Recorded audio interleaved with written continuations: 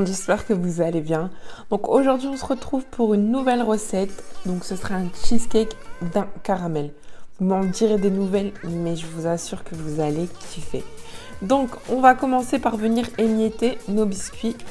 Donc là j'ai pris des biscuits à thé, mais sachez que vous pouvez prendre des spéculoos, des palais bretons, vraiment en fait tous les biscuits secs que vous pouvez utiliser généralement avec un café ou un thé.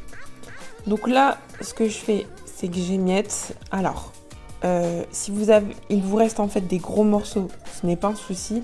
Mais sachez que vous pouvez très bien le passer au robot pour vraiment faire de la poudre. C'est très bien aussi. Donc là, je vais venir faire fondre mon beurre.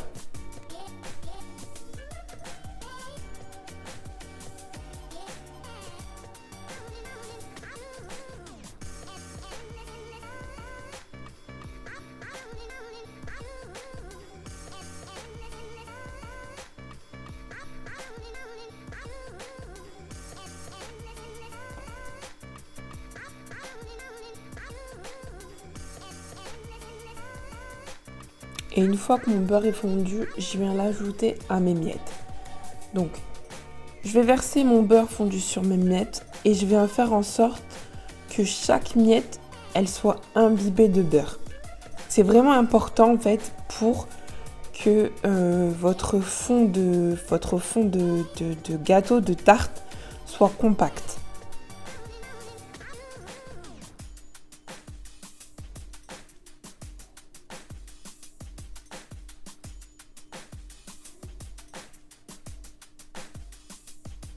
Donc, une fois que j'ai bien mélangé mes miettes, je vais venir prendre un moule. En fait, je vous conseille de prendre un moule de ce type pour que lorsque vous allez faire le démoulage, ce soit beaucoup plus simple. Donc là, je le tapisse d'une feuille de papier sulfurisé et j'étire au maximum pour que mon gâteau soit bien plat. Et je viens y verser mon fond de tarte. Donc pour le fond de tarte, vous avez deux possibilités, à savoir, soit vous faites comme moi, et c'est ce que je vous conseille, c'est-à-dire de remonter un peu les miettes sur les bords pour avoir justement cet effet tarte, soit vous laissez ça à plat.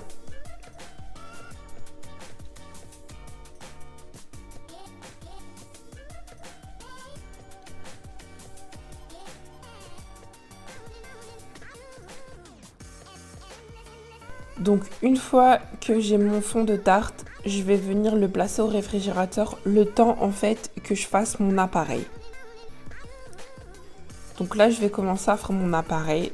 Pour ça, je vais venir fouetter mon fromage.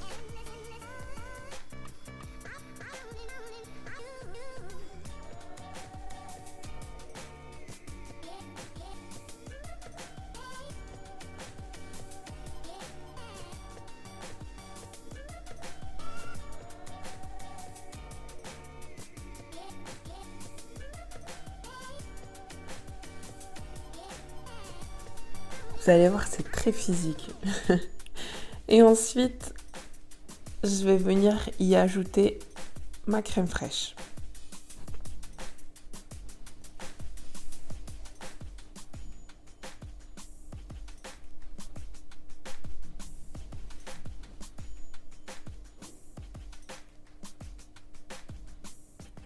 Je vous avais prévenu, ça sera physique.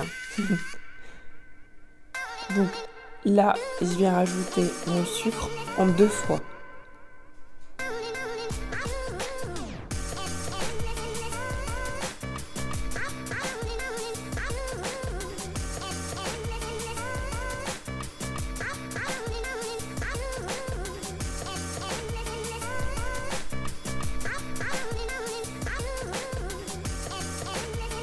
Puis je viens y incorporer ma farine.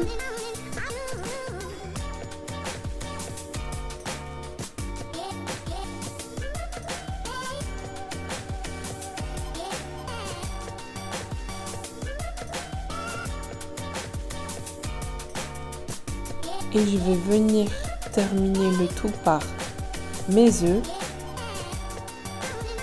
mon sucre vanillé.